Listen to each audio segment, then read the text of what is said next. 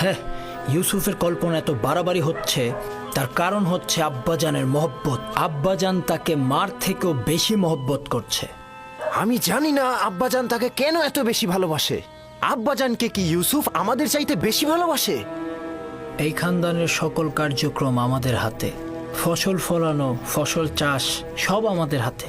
ভেড়াগুলোকে চরণভূমিতে নিয়ে যেতে হবে, নেকড়ের হাত থেকে রক্ষা করা, খাদ্য সামগ্রী, কৃষিকাজ, জল সরবরাহ, ভেড়া পালন সব আমাদের হাতে। আব্বাজান আম্মাজানের সকল মহব্বত তার প্রতি, এমনকি ফুপুমাও তাকে নিয়ে মহব্বতে মেতে উঠেছে।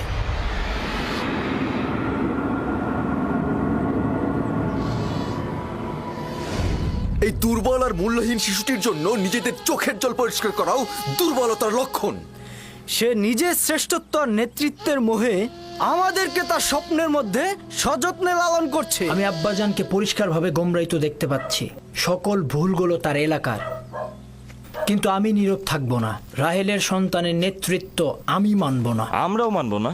কিন্তু তুমি কি করতে চাচ্ছ এখন? হ্যাঁ, সম্ভবত তুমি বলবে ধৃষ্টতা, কিন্তু আমি বলবো যে ইউসুফকে হত্যা করা হোক।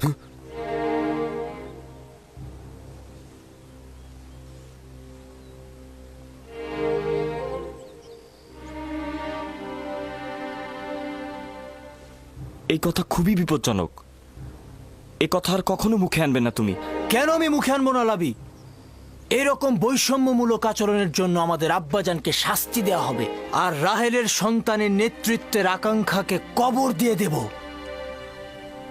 যদিও আমি তোমার মতো এতটা দৃষ্ট নই, কিন্তু আমি তোমার এই সিদ্ধান্তের সাথে একমত। হ্যাঁ ঠিক, আমিও তোমাদের সাথে একমত। যখন ইউসুফ জন্মগ্রহণ করলো তখন সকলের দৃষ্টি তার দিকে চলে গেল, আর এখন সব মহব্বত তার দিকে। আমার ধৈর্য শেষ। আমি আর কতক্ষণ ধৈর্য ধরবো? আব্বা আম্মার সামনে তো তাকে কিছু বলাই যায় না। এসব কি বলছো তোমরা? ভাইকে হত্যা ও আব্বাজানের ওপর নফরমানি, এটা বড় ধরনের গুনাহ। নির্ঘাত জাহান্নামের শাস্তি পাবে তোমরা। উফ, ওইটার কথা আমি ভেবে রেখেছি। হত্যার পরে ভালো করে তওবা করে নেব, আর বেশি বেশি করে খোদাবান্দাকে স্মরণ করব, তার কাছে ক্ষমা চাইব। তিনি ক্ষমার প্রতীক, আর তিনি ক্ষমাও করবেন। যেমন করে সকল গুনাহগারী চিন্তা করে গুনায় লিপ্ত হব, গুনাহ করব, আর তওবা করলে গুনাহ ক্ষমা হয়ে যাবে। এটা ছাড়া আমাদের আর কোনো পথ নেই। ইউসুফের মৃত্যুর পর আমরা আব্বাজানের কাছে কান্নাকাটি করে ক্ষমা চাইব, তিনি আমাদের ক্ষমা করে দিবেন। যদি খোদাবান তওবা করার পথটি কঠিন করে দেয়, তবে গুনাহগারের জন্য তওবা করাটা সহজ নয়। আর যদি তওবার তৌফিক না পাই, তবে কিয়ামত পর্যন্ত আমরা সবাই গুনাহগারী থাকব। আর এটা ভবিষ্যৎ প্রজন্মের জন্য লজ্জাজনক হবে যে আমরা পয়গম্বরের সন্তান হয়ে ভাইয়ের রক্তে সিক্ত হয়েছি।